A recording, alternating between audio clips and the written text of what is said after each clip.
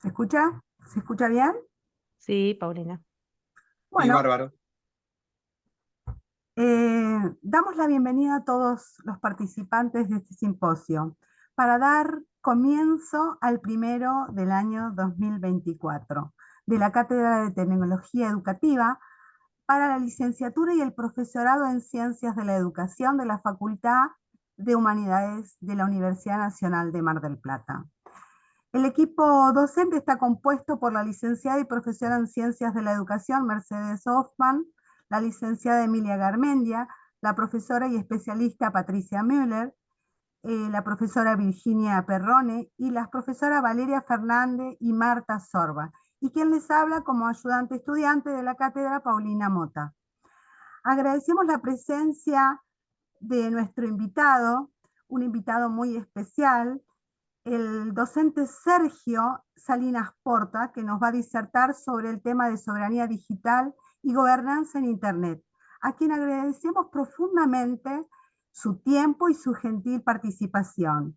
Es como parte de nuestra familia, que nos acompaña desde el año 2020, allá en plena pandemia, con nuestro primer simposio, y años tras años se renueva su participación y está siempre dispuesto y con ganas de compartir sus saberes y experiencias con la cátedra.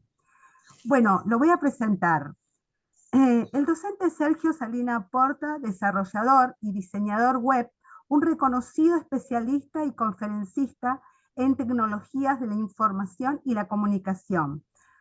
Participó activamente en distintas organizaciones en el área de comunicaciones y el desarrollo de políticas públicas a las NTICs, sobre todo en lo que respecta al acortamiento de la brecha digital, la estabilidad del ecosistema de Internet.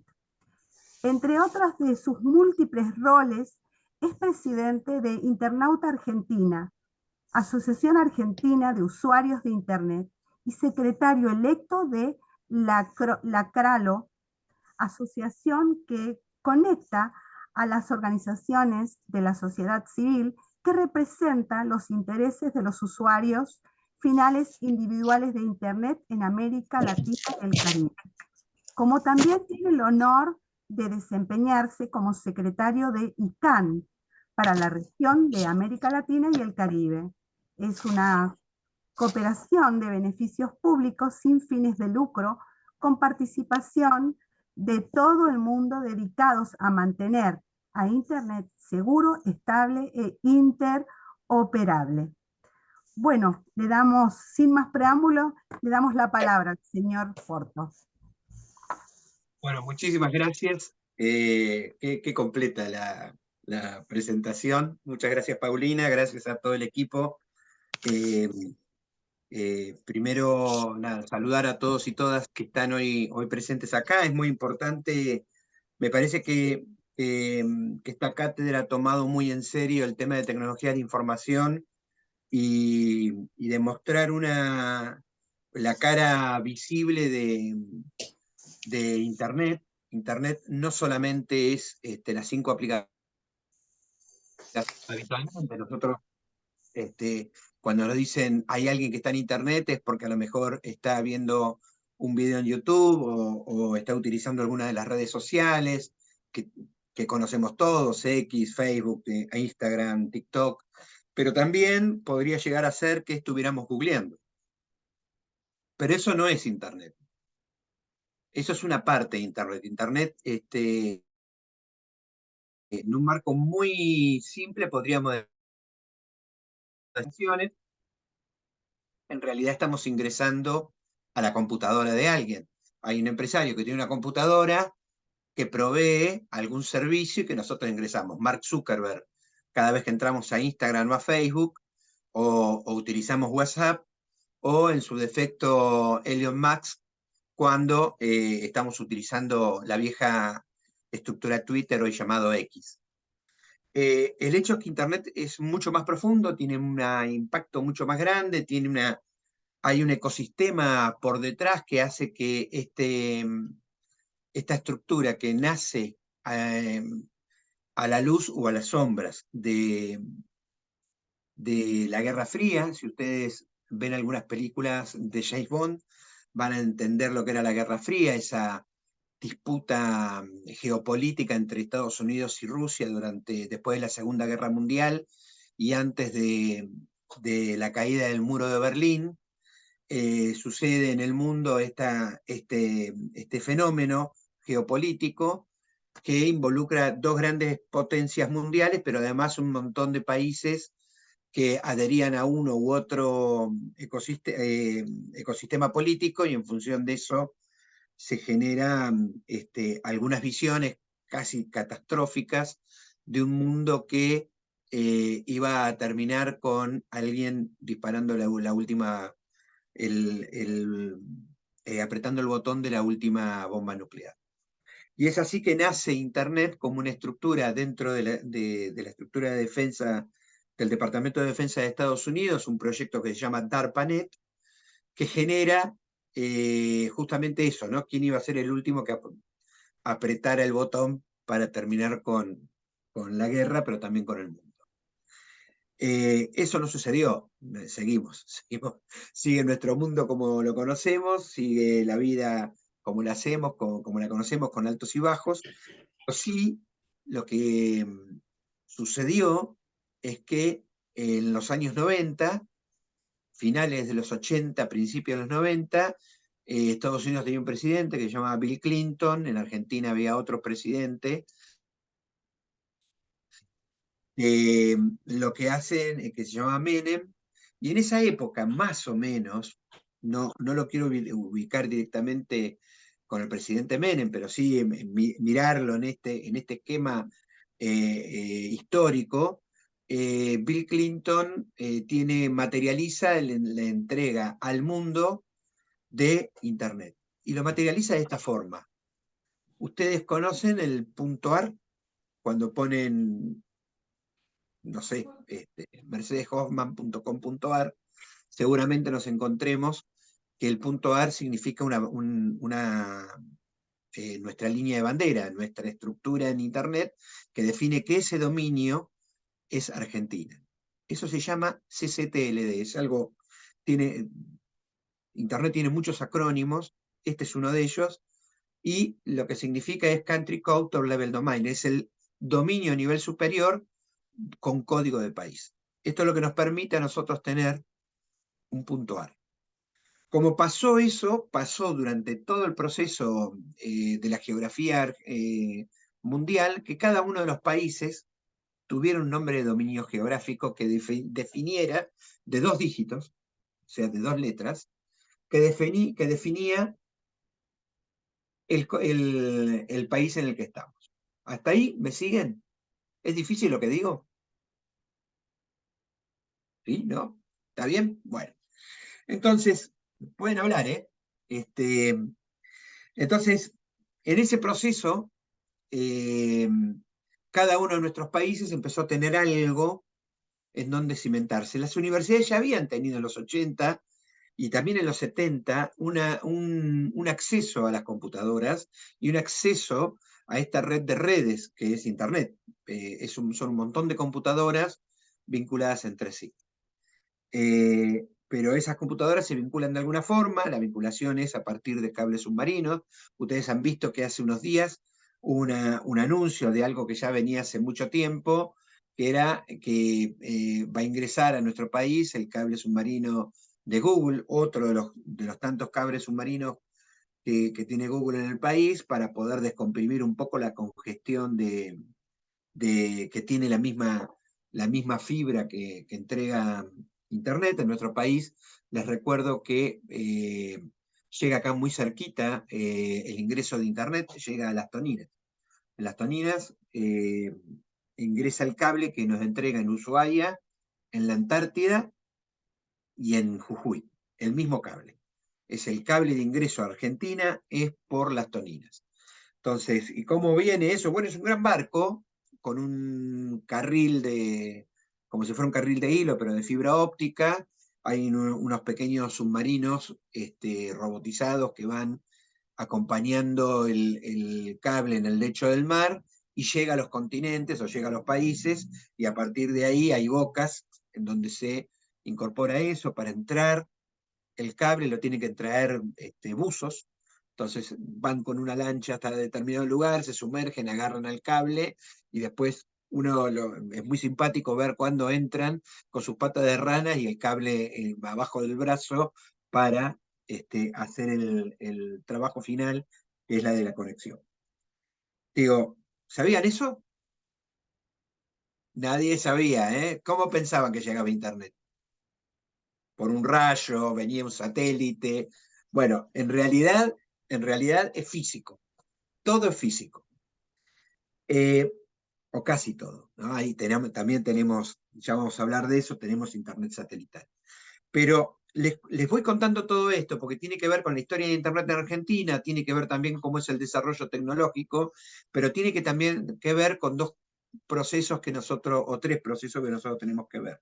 Por un lado, la gobernanza de Internet, por otro lado, la soberanía tecnológica y por el otro, la soberanía de datos. En cuenta a la hora de estar utilizando Internet. Hoy estamos utilizando una plataforma virtual donde nos podemos comunicar por streaming, lo estamos haciendo directamente, yo estoy hablando y ustedes me escuchan, pero me escuchan. Y yo a lo mejor los podría estar escuchando a ustedes, pero en principio los veo, porque tenemos la posibilidad, indudablemente, de que Internet sea estable. Y esa estabilidad de Internet tiene que ver con que hay organismos, tres organismos, pero digo, hay uno que es sumamente importante, que es ICANN. Ahí, nosotros siempre decimos que ICANN es el lugar donde se corta la pizza. En los demás lugares nosotros discutimos de políticas, discutimos de derechos humanos, discutimos de posicionamientos que tienen que ver más con las políticas públicas y las políticas desde la sociedad civil que nosotros pretendemos que hagan los estados y las empresas, pero en ICANN lo que se define es qué se hace, cómo se hace, cuál es la capacidad que tiene los estados y las empresas y los pueblos para poder acceder a una mejor Internet. Entonces, les contaba que en los 90 llega Internet, que en el año 99, que esto dependía del gobierno de Estados Unidos, ahí en Estados Unidos había 13 servidores raíz, que después algunos se movieron de Estados Unidos y eso hizo que la Internet se democratice de alguna forma. Después vamos a ver, les voy a contar una pequeña anécdota, pero vamos a ver cómo se democratizó más. Y llegó el año 99, donde se crea la primera estructura de gobierno mundial de Internet, que es ICANN. En el año 99, los 194 países, hicieron una representación y junto con las empresas, los usuarios no estábamos, y generaron una estructura que se llama de múltiples partes interesadas. Esto es que los distintos actores podían funcionar en un ecosistema para poder regular cuestiones que no tenían que ver con el derecho, pero sí con la tecnología. ¿Cómo regulamos que si yo escribo un mail, enseguida le llegue a la otra persona y esa persona me pueda contestar y que no esperemos a lo mejor 6 o 7 días? Porque podría pasar en un ecosistema que tenga algún grado en una red caótica, que el mail quede girando, dando vuelta hasta que llegue, después de un tiempo. Entonces se comienzan a generar estos espacios donde se empieza a ordenar Internet. Y es la Internet que nosotros conocemos. O sea, nosotros no tenemos una Internet caótica. Yo escribo un WhatsApp y al toque alguien me contesta o me clava el visto. El tema principal acá es cómo lograr que esa Internet que nosotros entendemos, que la Internet que nosotros utilizamos siempre, funcione así. Bueno, para eso se hizo este organismo que se llama ICANN, donde se definen tres cosas que son fundamentales. Los números IP. Ustedes saben que cada vez que tienen una conexión en su casa, les ponen un número IP. ¿Lo saben o no? Háganme así con la cabeza. si lo saben. Muy bien, muy bien. Lo otro es que los DNS. Los DNS es un enmascaramiento del número IP. Yo no me voy a acordar un número de 9 cifras, pero sí, indudablemente me voy a poder acordar mercedeshoffman.com.ar. Es mucho más fácil, coca-cola.com. Lo voy a encontrar, lo voy a recordar enseguida y lo voy a poder poner. Entonces, enmascaro el número IP por eso. Pero además, les quiero contar que cuando nace Internet, a alguien se le ocurrió hacer un número IP por persona que había en el planeta. Y esa versión de IP se llamaba IPv4, que todavía coexiste hasta ahora. Entonces había números IP de una persona de un número IP por persona en el planeta. Pero pasaron cosas, digo, una de las cosas que pasaron que la masividad de la utilización de Internet genera que de necesitar un número IP por persona, después se dio cuenta, nos dimos cuenta en ICANN que necesitábamos tener mucho más números. Y entonces desarrollamos IPv6. Yo estuve en ese grupo de trabajo en lo legislativo, no en lo técnico, pero sí en lo legislativo para poder desarrollar estrategias en donde todos los países no tuvieran, donde la equidad sea uno de los cánones para el acceso al IPv6.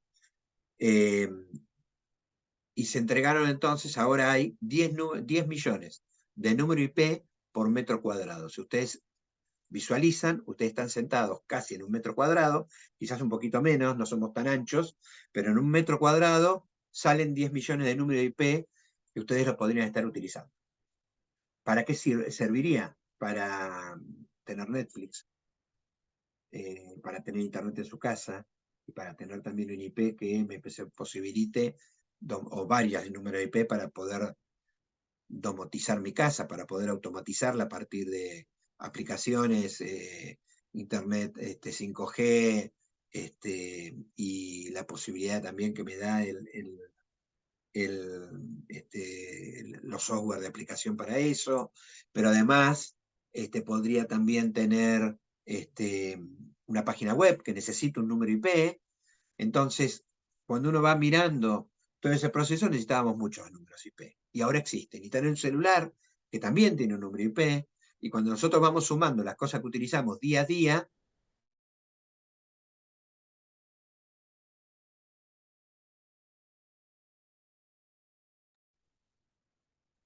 Ay, se congeló. ¿Qué pasó? Me parece que se le habrá cortado internet tal vez. Puede ser. estoy haciendo usuario de Ahí Internet volvió, ahí volvió. Argentina, Ahí está. Ahí está, ahí volvió. me fui, Un Sí, segundito, sí, tuviste una ausencia. no sé dónde los dejé, pero Co- eh, Con la ¿se cantidad acuerda de alguien? IPs por... Ah, bien. Entonces les decía que había había números IP, se desarrollaron esos 10 millones de números IP, y eso se desarrolló también en ICANN. Pero y les contaba que volvía en la historia, nos habíamos quedado en el año 99, van a transcurrir 6 años, y en el año 2005, después de la reunión de ICANN en Mar del Plata, que se hizo acá, nuestra organización participó de ahí e impulsó y vio que había una posibilidad de poder participar los usuarios, porque esta estructura hablaba de múltiples partes interesadas, pero una parte interesada está muy bien que sean las empresas, otra parte interesada está muy bien que sean los estados, inclusive las universidades, la academia, pero indudablemente el que falta ahí es el que financia de alguna forma que Internet exista, que somos los usuarios. O sea, cada vez que nosotros pagamos un nombre de dominio, eh, sacamos una cuenta de Internet o generamos producción de contenidos para que nuestros alumnos después puedan descargarlo y estudiar a partir de tener acceso a Internet, indudablemente somos los usuarios finales. Entonces empezamos una campaña muy fuerte, primero de ordenar y organizar a los usuarios en el mundo. Eso nos demandó un tiempo muy grande, pero en el mientras tanto habíamos organizado ya los usuarios del continente, Eso nos permitió en el 2006 poder ordenar en la primera región, que fue la de Latinoamérica y Caribe, que se crea dentro de ICANN. Eso nos permitió a nosotros poder tener voz y voto en algunas cuestiones y generar un órgano consultor del board de ICANN, y esto es que cada determinación, cada definición que toma este board, donde hay representaciones de distintos estamentos, antes de eso nos envían a nosotros las cosas para que evaluemos y podemos dar el ok o no a los distintos grupos de trabajo que están trabajando para el board y tomar definiciones sobre eso. Ese esquema de múltiples partes interesadas, en inglés multi-stakeholder, es virtuoso porque nos permite trabajar en base a una lógica constructiva de desarrollar políticas en conjunto con otros actores que son totalmente distintos a nosotros. La agenda que tienen los usuarios indudablemente no la tienen las empresas. A lo mejor muchas de las agendas que tienen los usuarios sí están compartidos por los gobiernos, pero en esa lógica hay que ver todo el espectro. Después de esto, después del 2005-2006 y del desarrollo de las 5 RALOS, de las 5 regiones en ICANN, Asia-Pacífico, África, Europa, Norteamérica y la nuestra, que es América Latina y Caribe, se genera algo dentro de, o paralelamente, comienza por un lado la Cumbre Mundial de Información en el 2003 en Túnez. Esto es, ustedes imagínense que estamos hablando de un año para atrás, un año para adelante. Aparece en Túnez, a la luz de Naciones Unidas, la Cumbre de la Sociedad de la Información. Ahí también hay una participación activa, 2005, no 2003, 2005. También hay una participación activa de las organizaciones de usuarios e impulsamos algo que va a salir unos añitos después, el Foro de Gobernanza de Internet, o en inglés Internet Governance Forum. Es ahí también un espacio con el mismo esquema multi-stakeholder, donde hablamos de otras cosas. No hablamos tanto de cuestiones técnicas que sí son importantes y que sí les hablamos, pero hablamos también del impacto que tienen las nuevas tecnologías en nuestra vida cotidiana. Digo, derechos humanos, el impacto de los derechos humanos. Recuerden, en pandemia, nosotros fuimos si hay alguno que me quiere insultar, lo puede hacer. Yo estoy muy orgulloso de eso. Fuimos quienes escribimos el decreto 690/20 que se firmó en pandemia y que generaba que Internet sea un servicio público esencial. Eso garantizaba, por un lado, la intervención del Estado para que las tarifas sean asequibles, sean posibles de pagar, porque ustedes saben cuánto vale el quintal de trigo. Lo ponen en Google y hoy les dan la cotización del trigo. Si ponen en la tonelada de soja, van a tener cuánto vale la tonelada de soja. El pie vivo de la vaca en pie, van a saber cuánto vale una vaca en pie en el mercado de Liniers, o no sé si existe Liniers. Si no existe Liniers, en otra. El barril de petróleo van a saber cuánto vale. Ahora, ¿cuánto vale un mega mayorista? ¿Cuánto es lo que ustedes pagan? Eso sí lo saben. ¿Cuánto están pagando de internet en su casa y cuánto vale el mega? Bueno, yo sé el precio. Y lo sé porque lo veo. Tengo una cotización en un espacio muy cerrado donde puedo ver la cotización. Y les puedo asegurar que ustedes están pagando entre el 1000 y el 1900% sobre el precio del mega. Entonces, cuando las empresas de telecomunicaciones nos suben las tarifas, tenemos que saber que el proceso de cobro de estas empresas, que es voraz, en realidad no condice con una necesidad por parte de la empresa de poder facturar más. Tienen costos muy bajos. Una vez que se desplaza la fibra óptica, ese costo es muy bajito. No tienen casi empleados. Ustedes fíjense que la mayoría de los empleados que llegan a su casa son tercerizados, pagan por servicio de conexión, y después todo lo demás lo puso el Estado. Y ahora voy a meterme en el tema, porque no sé ni cómo estoy con el tiempo, pero me voy a meter en el tema de tecnología de soberanía de datos y soberanía tecnológica, pero nosotros tenemos una empresa que ojalá que no la privaticen, ojalá que no la desguacen, que es ARSAT, junto con el ENACOM, que lo acaban de desarmar. Estas dos estructuras del Estado, una de capital mixto, como es ARSAT, y otra es era un organismo del Estado, son los que desplazaron los 39.600 kilómetros de fibra óptica en todo nuestro país. Cuando ustedes le dicen que van a vender ARSAT, si a mí me dicen que lo van a vender porque tenemos 3 satélites, o tenemos 8, tenemos 50 satélites, eso es contable. Yo lo puedo cuantificar. Un satélite vale 27 millones de dólares, lo multiplico por la cantidad de satélites que tengo y me da un número, X. Cuando yo les digo a ustedes que además de eso, hay una infraestructura desplazada en todo nuestro país, hasta la Antártida, de 39.600 kilómetros, eso no tiene valor. ¿Lo pueden entender? No tiene valor. Les puedo asegurar que no hay posibilidad de poder ponerle valor a eso. Esa estructura la pone el Estado, no la pone el privado. Entonces digo, y esto, quiero hacer mucho hincapié en esto, los usuarios, los comunes como nosotros, gente que paga Internet y utiliza Internet, nada más, no tiene que ver con en mi caso a lo mejor tengo un poco más de injerencia en esto, pero nosotros tenemos que ver esto, tenemos que ver que en realidad la empresa saca muchísimas ventajas de nosotros como usuarios. Pagamos una cosa que vale 1900% más, menos. Entonces imagínense una Argentina mucho más equitativa, con precios más justos, con precios que pudieran acceder hasta los que menos tienen y que más producen en el país, en los lugares en las zonas de pobreza donde no se podían conectar, porque a lo mejor había un solo celular en toda la casa para conectarse y tener clases en época de pandemia, y ahí se develó el gran misterio de que nuestros pibes no podían acceder a la educación porque no se podían conectar a un Zoom. Bueno, cuando vemos todo eso, nos damos cuenta que hay algunos capitales, pueden ser nacionales o extranjeros, que cuando vienen al país a poder tomar para sí riqueza, no se fijan en lo que nos pasa a nosotros.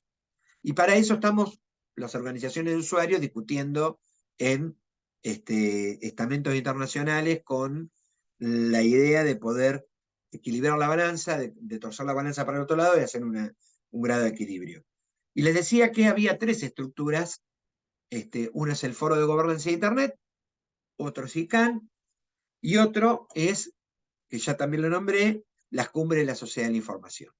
Hay un cuarto organismo de gobernanza de Internet que se llama ITU, que depende bien profundamente de Naciones Unidas, al igual que el IGF, pero la ITU es la Internacional de Telecomunicaciones de Naciones Unidas, la Unión Internacional de Telecomunicaciones. Como existe la OIT, que depende de Naciones Unidas, la UIT o ITU también es la misma. Es un mismo organismo con un funcionamiento multi-stakeholder, ahí más chico, en donde tienen muchísimas más incidencia los estados y las empresas y menos incidencia los usuarios. Y hay una última, que ahora en estos días me toca viajar a San Pablo para ir a discutir, que es la NET Mundial. La NET Mundial es la primera versión fue en el 2014,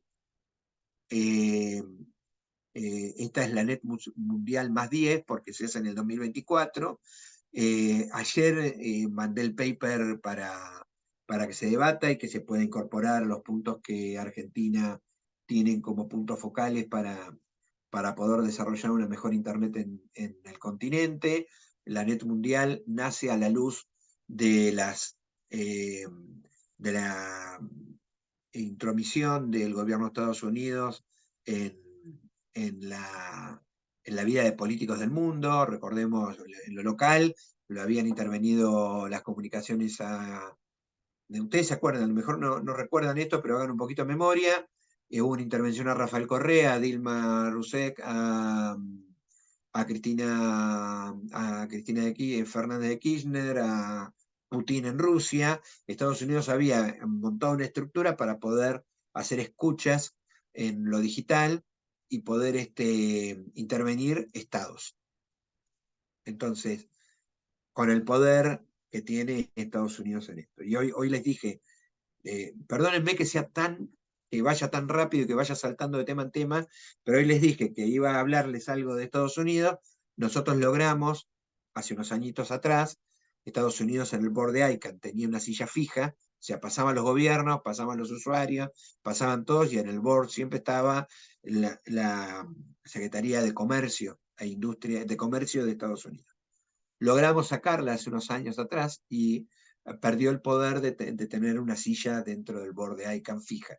Ahora le toca de vez en cuando, pero no le toca como una cosa concreta, y eso también es parte de un gran trabajo que hicimos los usuarios del mundo para poder equilibrar una mesa de decisiones políticas donde nuestros estados siempre estaban en un lugar de indefensión.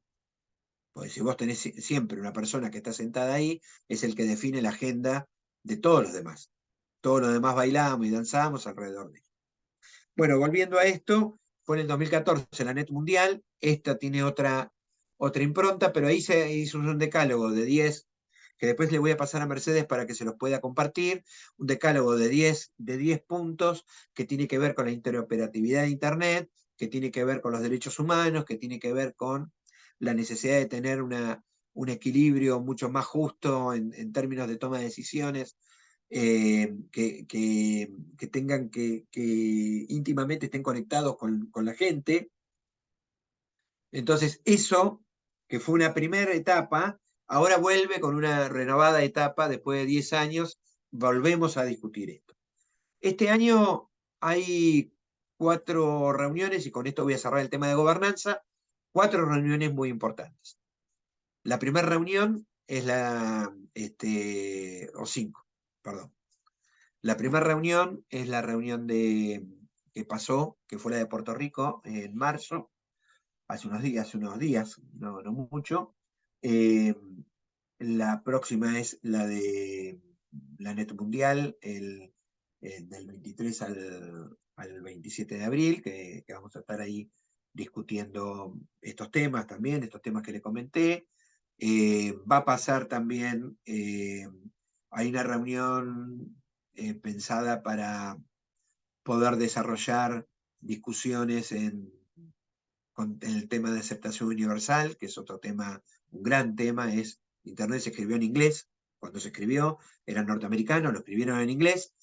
Ahora la Internet necesita que esté escrita en chino, que esté escrita en árabe, que esté escrita en indio, no se llama indio, pero bueno, en el idioma de la India, que esté escrito en maya, y que esté escrito a lo mejor en quechua, que es una lengua oficial y un idioma oficial de nuestro país y de otros países, o en guaraní, o inclusive en español, que no existe la ñ, no existe el acento. Entonces necesitamos tener una Internet mucho más inclusiva. Eso es aceptación universal. Reunión en República Dominicana en junio, pero también en junio de Kigali, en Ruanda, en la que llevamos también un montón de cosas para discutir, que tienen que ver con la gobernanza, pero que tienen que ver también con cuestiones muy, muy finitas, muy delicadas, que hacen que Internet pueda funcionar. Entonces, y terminamos con la reunión de Estambul en noviembre, con ahí sí, una reunión más grande. Se espera una comunidad de más de 2000 personas asistiendo a esa actividad, que venimos de todas partes del mundo. Y ahora, porque después quiero que charlemos un rato, no quiero cansarlos con datos y cosas. El tema de soberanía. Cuando hablamos de soberanía tecnológica, estamos hablando de fierros, de hardware, de posibilidades de poder desarrollar en nuestra industria, tener la posibilidad de poder tener industria nacional. Pero también tiene que ver con la posibilidad de poder tener satélites y la posibilidad de tener Argentina es uno de los 8 países que tiene satélites. De 194 países, 8, el número 8 países, tiene satélites. Los satélites que tenemos brindan servicios de telecomunicación. Digo, para ponerlo en cosas más concretas, pueden dar televisión satelital. ¿Conocemos empresas que den televisión satelital? Seguramente sí. Se nos puede ocurrir alguna, DirecTV, por ejemplo. Bien, dar televisión satelital en todo el continente, hasta Alaska, que es lo que hace. Da también posibilidades de entregar telefonía, internet y teléfono satelital, las dos cosas, teléfono satelital e internet, en lugares donde no se accede con esos 39.600 kilómetros.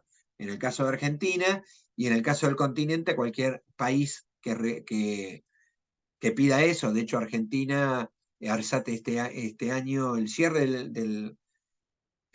del año pasado dio un 860% más que en la gestión de gobierno nacional anterior. Eso quiere decir que ARSAT, en manos del gobierno, en posibilidades de negocios para traer divisas a la Argentina, ha facturado una ponchada de guita, no sé cuánto, pero es un montón, un montón, y eso tiene que ver con políticas que tienen desarrollo en el Estado Nacional. Y por el otro lado, también son estructuras geoestacionarias que pueden dar el clima.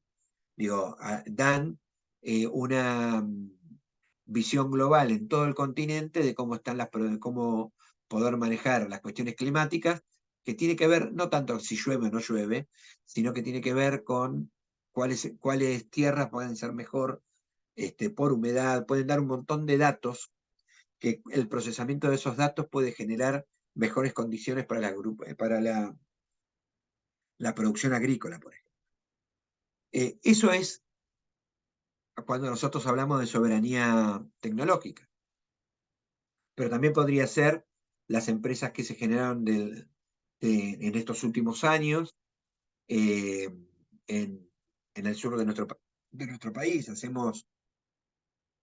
Tenemos chips que hoy muchos de los iPhone ya los tienen colocados y los hacemos en Argentina, o podemos generar la Universidad de San Martín generó chip para poder incorporar en los satélites, que tienen eso es maravilloso porque una cosa es estar en tierra con un chip dentro de un celular, un chip de memoria, y otra cosa muy distinta es generar un chip en condiciones muy adversas, con un frío, en condiciones de frío extremo como es en el espacio, con posibilidades de poderse romper o poder fallar en el despegue o en el regreso a tierra, en condiciones de poder sobrevivir a ataque de meteorito en el medio del cielo. Todo eso, nosotros generamos chips que se están poniendo en los satélites en el mundo. Y eso es Argentina, eso es soberanía tecnológica. Lo hacen las universidades nacionales, lo hacen empresas nacionales que tienen una mirada puesta en el desarrollo tecnológico en el país.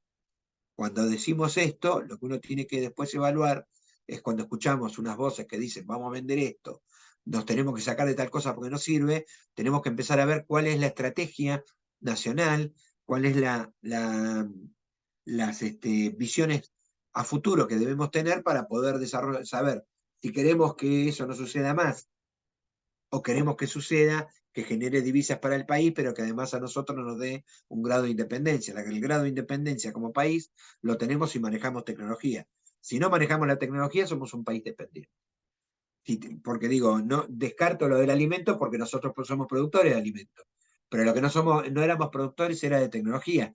Bueno, hace unos años atrás, hace 15, 20 años atrás, el impacto del desarrollo de nuevas tecnologías aplicadas en nuestro país y aplicadas hacia el mundo ha avanzado. Argentina hoy es desarrollador de tecnología. Lo que tenemos que ver es de cómo hacemos para cuidar. Tema soberanía tecnológica. Tema soberanía de datos. Voy a dar un ejemplo de soberanía de datos. Cuando nace Internet, de hecho, en el año 86, el gobierno de Gran Bretaña le pide a un organismo que no era ICANN, pero que sí después se llamó ICANN, a que le entregue al gobierno de Malvinas 2 nombres de dominio, 2 CCTLD. ¿Se acuerdan que hoy temprano, perdón, comenzamos a hablar de algo que se llama los Country Code Top Level Domain? Son los nombres de dominio de nivel superior de país. En ese pedido le pide a, creo que el que lo estaba entregando era Joe Postel, esos nombres ISO son esos 2 letritas que se ponen al final de los nombres de dominio. Y Joe Postel, que es uno de los creadores de Internet, les recuerdo que hay de los creadores de Internet hay 3 vivos, de los 5. 3 vivos, uno es el dueño de Mozilla, Firefox, ustedes seguramente conozcan el navegador, Sir Thomas Lee, el otro es Vint Cerf, que es nuestro, que ha sido CEO de ICANN, ha sido presidente de ICANN, y hoy es un CEO evangelizador de Google, y el otro es Steve Crocker, que también está en ICANN y es parte del board de ICANN. Estos 3 vivos, había uno que está, no vivos porque son vivos, no, que están vivos. También había uno que falleció, que es Joe Postel, que era un campeón, pero que cometió un error, quizás se aprovecharon como el Chapulín Colorado, que se aprovecharon de su nobleza. Yo creo que no entendía nada de geopolítica, y Gran Bretaña le pide los nombres de dominio FK de Falkland Island y GS de George y Sandwich del Sur. En ese momento se lo entregan a la gobernación de Malvinas, no se lo entregan a Gran Bretaña. Y este es el ardid que sucedió. Se lo entregan a algo que el Comité de Descolonización de Naciones Unidas y la misma Naciones Unidas había pedido en el año 67, que no se innove, que no haya ninguna innovación. Mientras tanto se discutía, se debatía entre los 2 países quién era el que tenía derechos sobre estas tierras. Estas tierras para Argentina son, lo voy a hacer muy bruto, pero son un cacho de tierra que le pertenecen, un lote que le pertenece a la gobernación de Tierra del Fuego. Es una tierra fiscal hoy, que le pertenece a la gobernación de Tierra del Fuego. Pero, y decimos que no es británica. Los británicos hacen que la gobernación de Malvinas, un organismo internacional, lo reconozca como Estado independiente, porque le da un nombre de dominio, el FK, y además nuestras islas del Atlántico Sur, Georgia y Sandwich, también se las da la gobernación de Malvinas como dependientes de la gobernación de Malvinas, y haciendo que en el año 2013 se presente el gobierno de Malvinas, presente un plebiscito y se reconozcan ellos a partir del reconocimiento internacional como ciudadanos de Gran Bretaña, Irlanda del Norte e Irlanda del Norte. Eso, que parece una tontería, en realidad es Internet aplicado a las cosas. ¿Escucharon el Internet aplicado a las cosas? Que puede ser Internet aplicado a domotizar un hogar o prender un microondas desde el auto, o no sé. Bueno, esto también es Internet aplicado a lo cotidiano. ¿Cómo hacen que una estructura como Internet, y esto les quiero aclarar, Internet no es tecnológico, es político. Es como la educación, como otros factores, es político. Entonces, nosotros hicimos una presentación primero en Senegal, en la reunión de ICANN de Senegal. Luego viajamos a Londres, hicimos una presentación en Londres. También en Costa Rica, donde se firmó un documento con las organizaciones de usuarios de Internet de Latinoamérica y Caribe, exigiendo el reconocimiento del error que había cometido el organismo en entregar esto. Y también la discusión se dio en términos de en la ciudad de Buenos Aires, en la reunión de ICANN de la ciudad de Buenos Aires.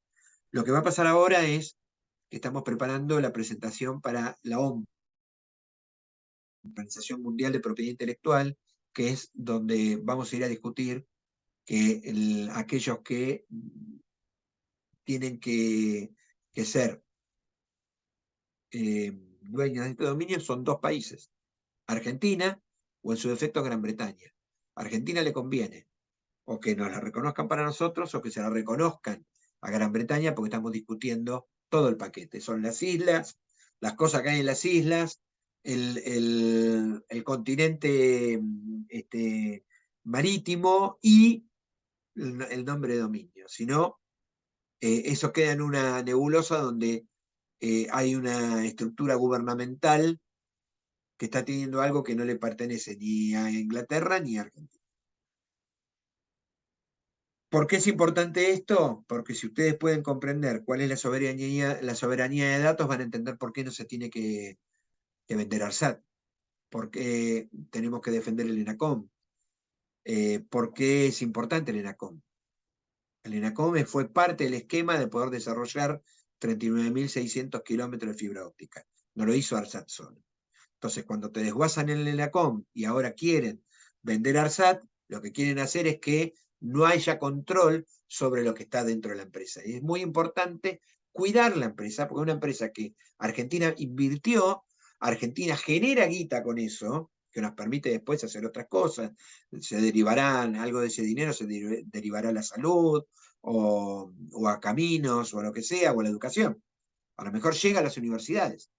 Pero lo importante es que nosotros podamos entender que esas dimensiones de las soberanías, hay otra soberanía, la alimentaria, etcétera, tiene que ver con eso, tiene que ver con que cuando nosotros hablamos de conectividad y hablamos de comunicación, tenemos que hablar de estas dos cosas. Y ahora me voy a callar.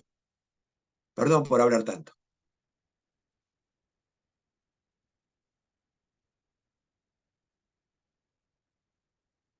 No se te escucha.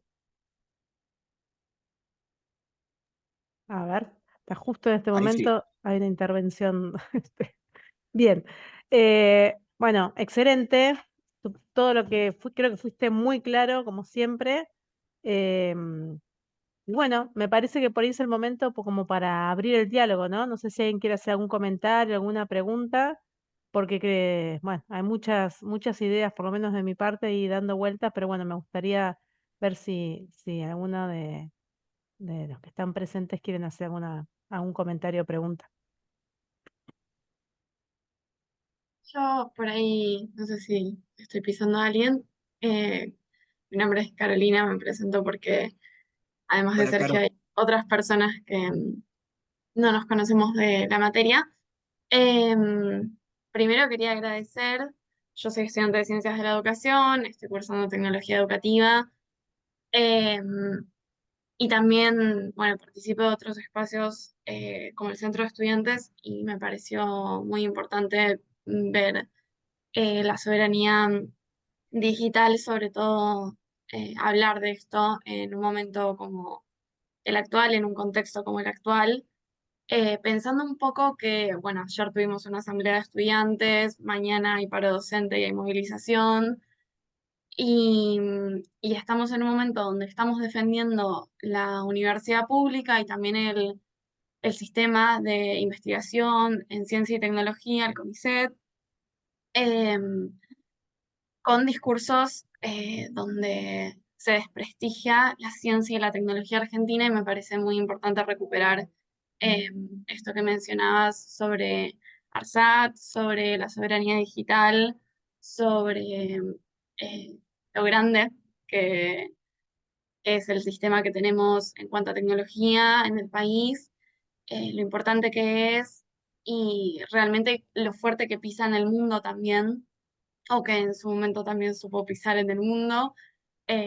No recuerdo cuándo fue la última vez que Argentina puso un satélite en órbita, pero no fue en los últimos meses.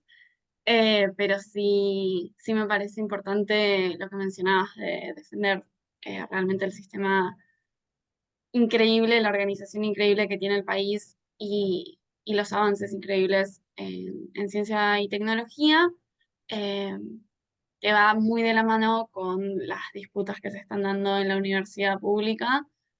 Creo que fuiste muy claro y estaría bueno como seguir charlando de esto.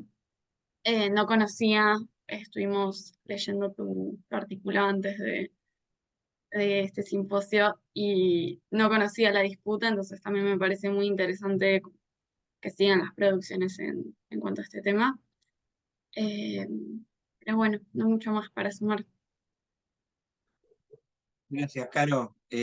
Solo como una devolución. Quienes pasamos por el claustro universitario y quienes nos sentamos en el aula y fuimos estudiantes y la universidad es una casa que te abraza y no te suelta, digo, te contiene, te ayuda, te, te hace un buen profesional, podés dar un montón de cosas. Y en estos momentos está feo lo que está pasando. Entonces, eh, me parece que es importante que todos puedan participar en defensa de la universidad pública, que es el único camino que tiene la Argentina para poderla tener concentración de inteligencia es la universidad. Es el lugar donde salen ideas, se generan soluciones, eh, se- es el camino correcto para poder para ser un país independiente y no ser dependiente. Así que toda lucha que se haga está bueno. Y abono lo que haga la Universidad Nacional en todos los aspectos, no solamente la de Mar del Plata, que es nuestra ciudad, sino la de toda la Argentina, ¿no? Tenemos un montón de universidades que ponen una pelota de cosas para que las cosas funcionen en el país. Así que nada, está bueno que hayas tirado ese temita acá. Sí, también subo una última cosa que me acordé que me había olvidado en la intervención anterior, mientras iba a estar hablando recién, que me parece importante también pensar esto, no solo la ciencia, la tecnología, la soberanía, sobre también el territorio digital y el espacio. Creo que en el artículo mencionabas, o en algún otro video o texto que estuvimos mirando antes de la clase, sobre cómo Estados Unidos pisa muy fuerte en la parte digital, sobre todo porque fueron los primeros y los pioneros un poco en todo el dispositivo. Entonces creo que es muy importante avanzar como país también sobre esos aspectos para no quedarnos por fuera y no quedar dependiendo de otras naciones que tienen otros intereses que tal vez no son los nuestros.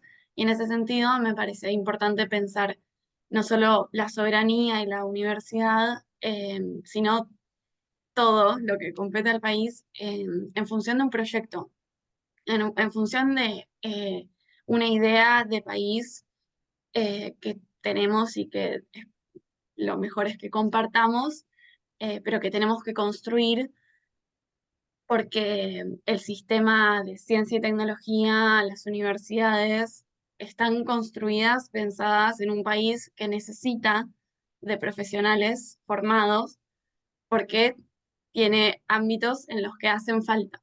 Entonces, la destrucción y un poco esto de desmerecer los logros habla de que se está disputando un proyecto de país en el que no se tiene en cuenta que se necesitan profesionales, científicos y técnicos capacitados para proyectar un país que pise fuerte en todos estos ámbitos. Entonces eso, no pensar solamente la universidad, la ciencia y la tecnología como lo importante que es y los avances que le da a nuestro país, sino también como lo que somos como país en sí, porque, bueno, necesitamos los profesionales y necesitamos la universidad para construir ese futuro que queremos.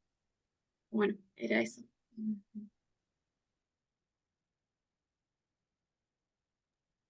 Gracias, Caro.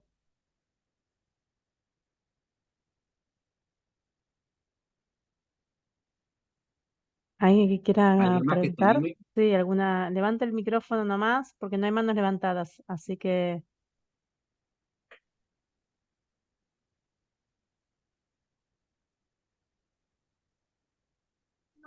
Yo, una pregunta me surge. Bueno, gracias por todo, bueno, por todo lo que dijo mi compañero también. Eh, en relación hoy que dijiste que Internet es política, ¿no? Eh, ¿Cómo llegaría el acceso a Internet en las provincias que nosotros sabemos que no tienen acceso a Internet? Las alejadas, ¿qué pasa con esos lugares? Si es una cuestión política o es una cuestión de que no se puede llegar a esos lugares. Mira, Janina, hay dos cosas. Por un lado, viste que yo te conté que hay 39.600 kilómetros de fibra óptica. Eh, cuando se desplaza la fibra óptica, cuando vos la llevás, que va por las rutas, que vos ves que van y gente que hace zanjas y van metiendo y van canalizando la internet, en la fibra llega hasta la boca de los pueblos. Y inclusive se ingresa por los pueblos o se ingresa por las ciudades en las arterias principales. Entonces el proyecto, vos cuando proyectás, bueno, sale de acá, va por la ruta, encuentra, no sé, Dolores. Bueno, entra a la puerta de Dolores y toma las 3 calles principales, o 4, 6 u 8, y desplaza la fibra hasta el final del pueblo o de la ciudad. Ahora, lo que no ingresa es a tu casa.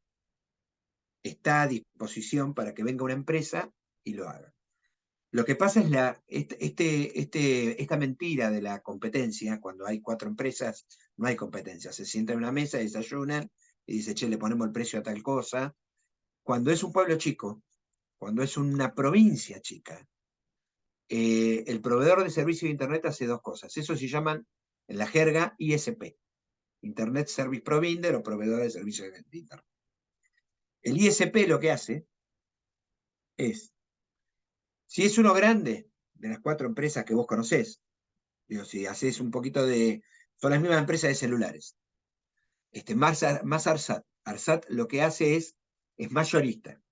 Te vende el mega. Viste que vos decís, bueno, yo tengo 100 megas en mi casa. Te vende el mega al proveedor de servicio de Internet. Cuando no llegaba ARSAT ahí, suponete Jujuy, sí estaba la empresa que le había tocado el norte. Si vos te pones a pensar, nosotros teníamos Telefónica de España o Telefónica de Argentina, porque estábamos en el sur. Pero si te tocaba el norte, era Telefónica, Telecom francés, o en este momento Fibertel. ¿Me seguís hasta ahí? Entonces esa persona ponía, esa empresa, macroempresa, una empresa oligopólica, te ponía el precio de Internet a $1.000 el mega. Entonces, un proveedor de servicio de Internet que le tiene que dar a una población de 2.000 personas, o de 10.000 personas, como muy grande un pueblo, no llega a la cantidad de megas, porque estos tipos le ponían a $1.000 cuando valía $3. Se lo ponían a 1.000 para que te maten después a vos en tu casa. Entonces, el problema es, el Estado Nacional hace todo el esfuerzo, hace el gasto más grande, pone la inversión más grande, que es llevar Internet a todos lados. Hoy Internet está en todos lados. De hecho, hicimos la red Capricornio, que va por el norte del país para poder bajar la incidencia que tenemos de pedido de Internet en las toninas, desde las toninas. Entonces hicimos una red nueva ahí. Ahora, todo eso, si después el mayorista, dentro de las 4 empresas, está pasando lo mismo ahora con las empresas, creo, de salud, las prepagas. Pero si vos agarrás esas 4 empresas que se sientan a la mañana mientras que desayunan, dice, mojan la media luna y dicen, hoy les ponemos un 20% más arriba. ¿Y cuánto le vamos a cobrar en Jujuy? Tanto, estamos en el horno. Entonces, ese pequeño empresario, chiquitito, que quiere darle Internet a 2.000 personas, nunca puede comprar eso. ARSAT llegó, sinceró el mercado. Hoy ya no hay.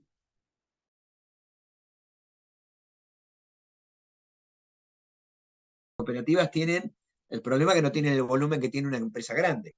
Entonces no puede darte Internet a la misma calidad y con las mismas prestaciones que te la puede dar alguno de los 4 monstruos que tenés, Claro, Personal, Fibertel. Eso no los tenés, no hay posibilidad de poder tener esa estructura. Tiene una estructura más humilde, pero llega al Internet. Ahora, y acá mismo en la ciudad de Mar del Plata, como para esas empresas no es negocio, el sur no tiene buen internet. Entonces vos estás en Chapadmalal y tenés internet por aire 3 megas, es lo que llega a tu casa. Tenés mejor internet en tu celular que lo que te llega a tu hogar. Y eso es porque las empresas grandes concentran todo, la fibra óptica y todo el desplazamiento de negocios en el centro de la ciudad de Mar del Plata, en la zona urbana, con asfalto, con estructura de servicio, y no lo lleva al barrio Las Heras, y no lo lleva al barrio Belgrano, y no te lo lleva al sur de la ciudad. Entonces, el problema son las empresas privadas, no es el Estado. No sé si fui claro, Yanni, pero Sí, hola, ¿cómo te va? ¿Qué decís, sí. Sergio? Eh, Hola. lo cual nos hace pensar en un pronóstico por lo más desfavorable, porque si cuando el Estado existía y podía intervenir, no tuvo el poder de regular esa cuestión, cierta impotencia percibo durante todos estos años que pasaron, si el Estado tiene un pronóstico de desaparecer o de tener ese interlocutor que vos hablaste que se va a probablemente eliminar, el pronóstico es nefasto. El pronóstico es oscuro, sobre todo con la relación que tiene Elon Musk con el presidente de la nación, que hasta en el momento de haber ingresado al gobierno lo nombra como si fuera un sponsor de de un, no sé, de un automovilista. Le faltaba tener la etiqueta de Elon Musk en el traje. Entonces, tenemos dos problemas. El primer problema es que la justicia tampoco ayudó, porque la justicia también, entiendo yo, que de alguna forma está impregnada de las relaciones económicas de los dueños de las grandes empresas, y el decreto 690/20 lo bajó la justicia. Pero después además viene esto, y esto con la mano de la privatización atroz, el retiro del Estado, que el Estado sirve para regular. El Estado sirve para dos cosas: recauda, y vos tenés derecho como ciudadano que todo eso que recauda te lo devuelva en salud, educación, caminos, subsidio al transporte, alimento, todo lo que se les ocurra a ustedes que ahora les falta. Y está para el otro, que es regular. Tiene que estar controlando los precios, porque eso también depende de nuestra calidad de vida. Tener una mejor calidad de vida, una mejor calidad de educación. Bueno, cuando se retira el Estado, pasan estas cosas. El mercado, como se concibe, el mercado es voraz. No es un mercado, no existe eso de no, como tiene plata no roba. Tiene plata y quiere más plata. Hemos tenido empresarios que fueron Sí, presidentes. eso es lo que Digo, yo entiendo para el futuro, pero me preocupa, el digamos, presente. bueno, el pasado, digamos. ¿En Ah, qué medida es tan fuerte la presencia que el Estado, en un Estado que tenía presencia, no pudo enfrentar esta situación para que le llegue a lo que plantea Yamina? ¿Hasta qué punto estas empresas no tuvieron un corte, una forma de decir, bueno, de acá para allá hay que ponerlo igual? No sé, eh, en Jujuy hay que ponerlo igual de la calle hacia claro. adentro. Yo ¿Hasta creo que dónde ahí está ese yo creo poder? que en el pasado lo que sucedieron fueron dos cosas que eran muy marcadas. Vos tenés que tener voluntad política, no solamente voluntad declamativa. O sea, el decreto estaba bien, pero además tenías que hacer lo otro que a lo mejor no se hizo. Y por el otro lado, eh, cuando a mí me pasa porque lo veo en la política internacional, cuando estoy en estas estructuras de gobernanza, no basta solamente con la voluntad política, sino además tenés que tener un marco de alianza suficiente para poder rotar lo que la empresa quiere. Digo, insisto en esto, que la empresa no tiene ni Dios, ni patria, ni nada. La empresa es el capital. Entonces, se abraza a lo que ama, y ama el dinero.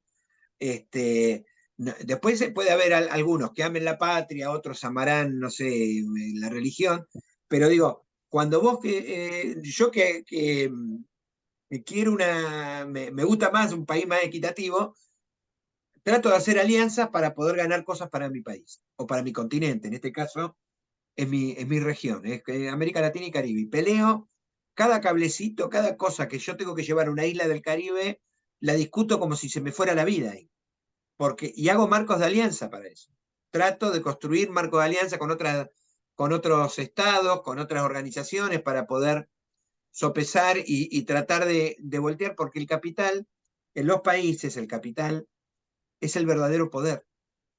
Cuando nosotros pensamos que el poder es el presidente de la nación, bueno, es parte de una estructura de poder, pero ya se lo dijo, creo que Mañeto se lo había dicho a Menem, ¿no? Cuando le dijo, usted quiere mi cargo, le dijo Menem a Mañeto, y Mañeto le dijo puesto menor, porque él era el jefe de todo.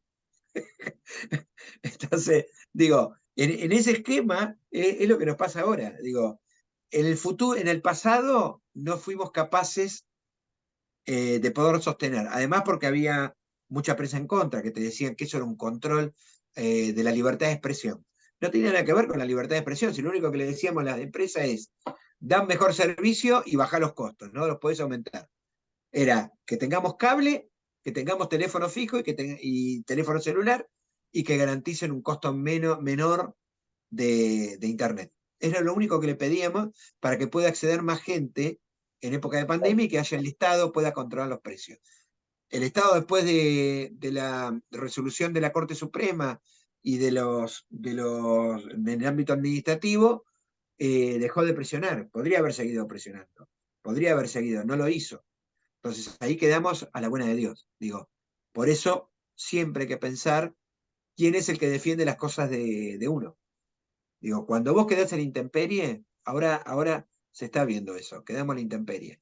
Bueno, hay que empezar a mirar quiénes son, o qué nosotros hacemos por defensa propia. Digo, muchas veces hay que hacerlo por defensa propia, pero hay que pensar en esto en lógicas colectivas, no individuales.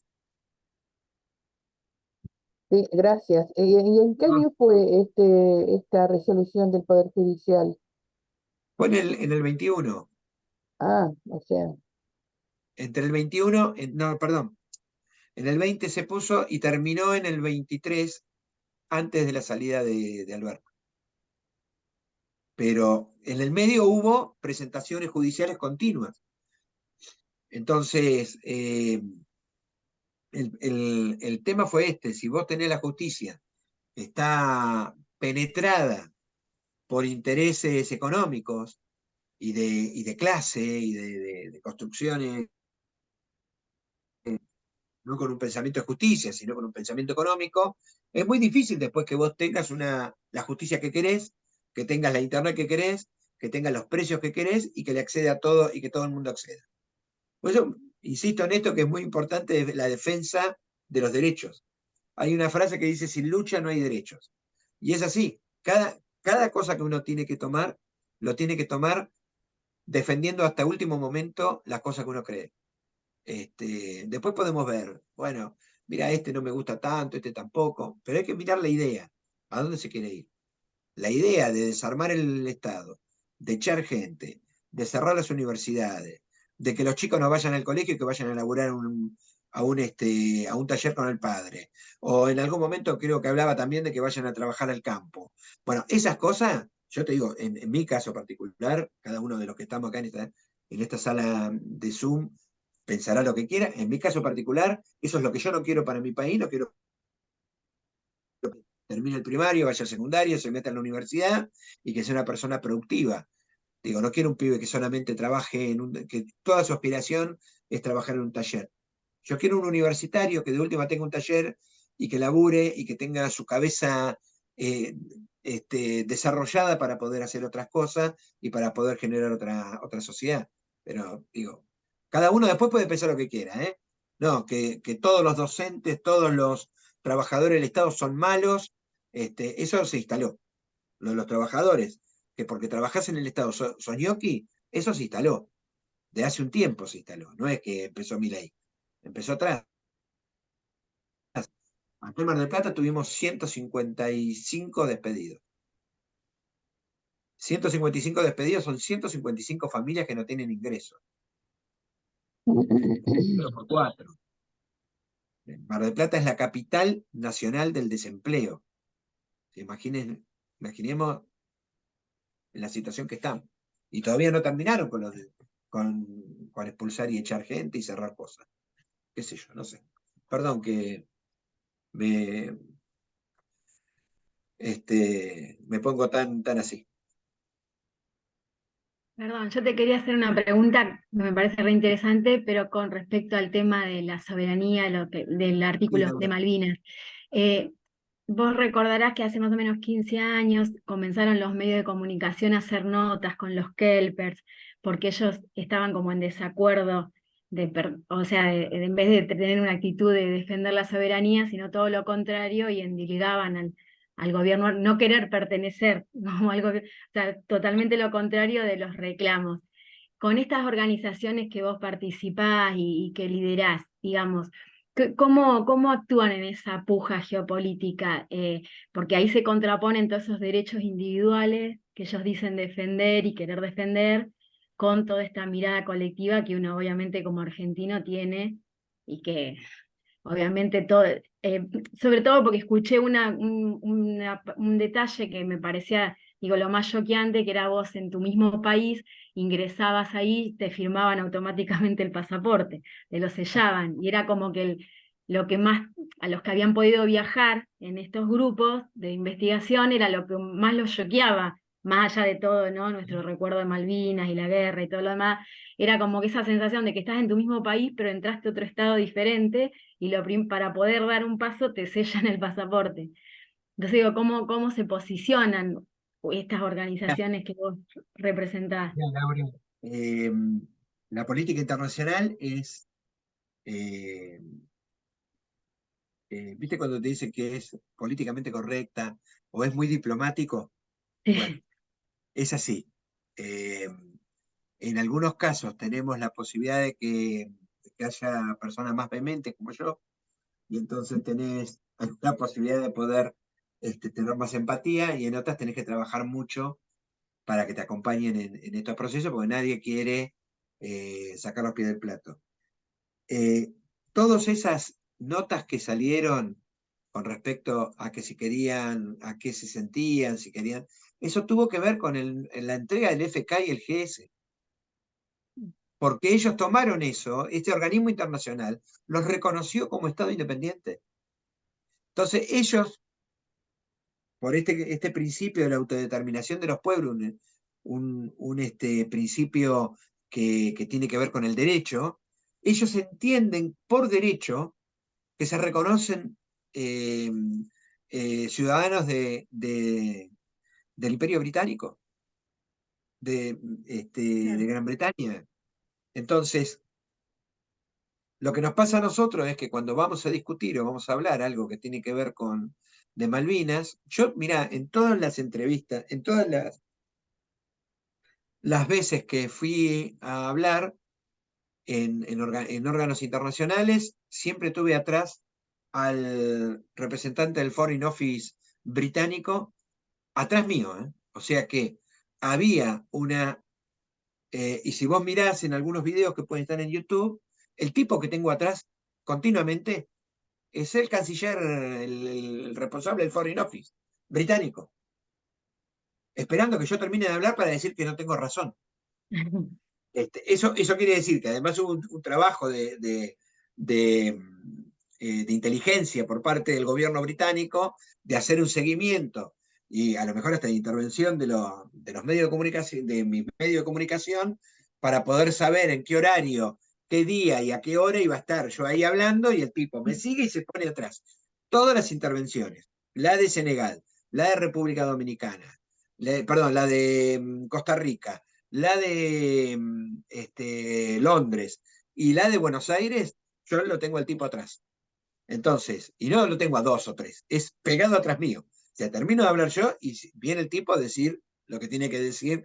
Entonces, hay todo un esquema internacional de soporte. Haber hecho o haber anunciado que se iba a hacer una base militar a 600 kilómetros de Malvinas.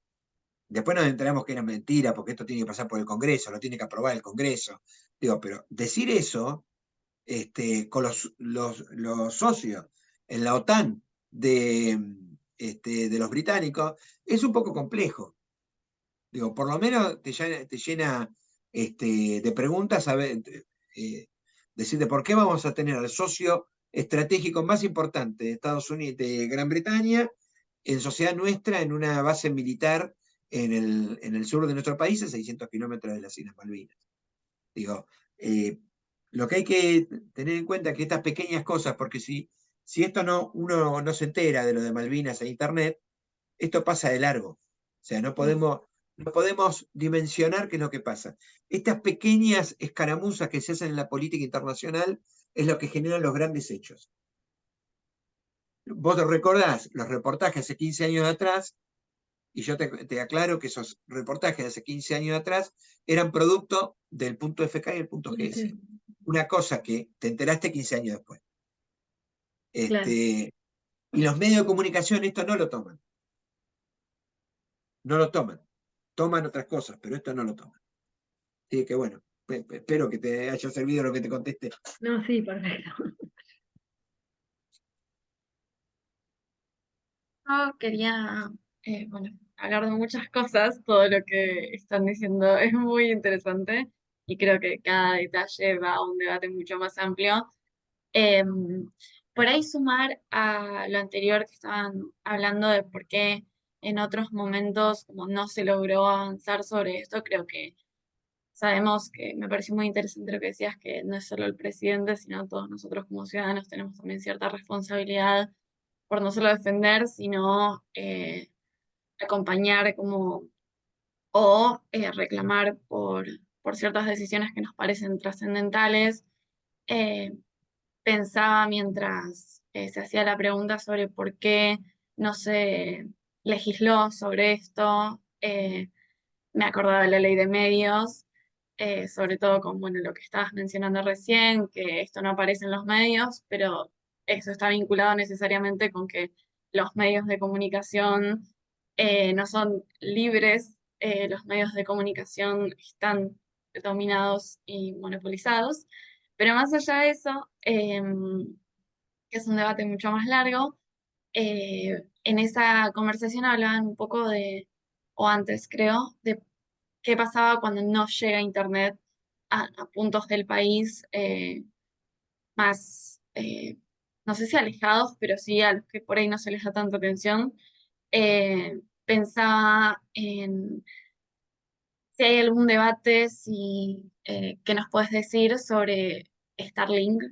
Cuando se mencionó a Elon Musk, pensaba en estos otros, estas otras empresas de, no sé cuál es la forma de nombrarlos, pero que dan internet, que son de otros países y no desconozco en realidad cómo funcionaría en la parte legal dentro de Argentina, porque, por ejemplo, YouTube tiene ciertos videos que en ciertos países no se pueden ver.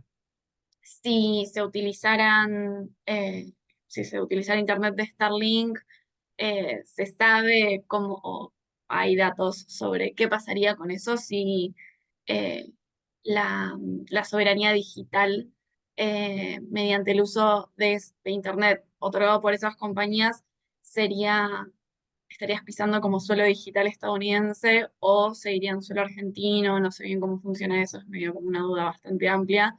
Un poco para resumirla, va por dos caminos. El primero, qué pasa con el espacio digital en el que estamos dependiendo de las empresas que otorgan Internet. Y la segunda pregunta va más por qué pasa con estas otras compañías en suelo argentino que brindan el servicio y no sé si están dentro de lo legal de Argentina. No sé si Ok, se entiende. Puedo a ver, aclarar. vamos a empezar por parte, Goya.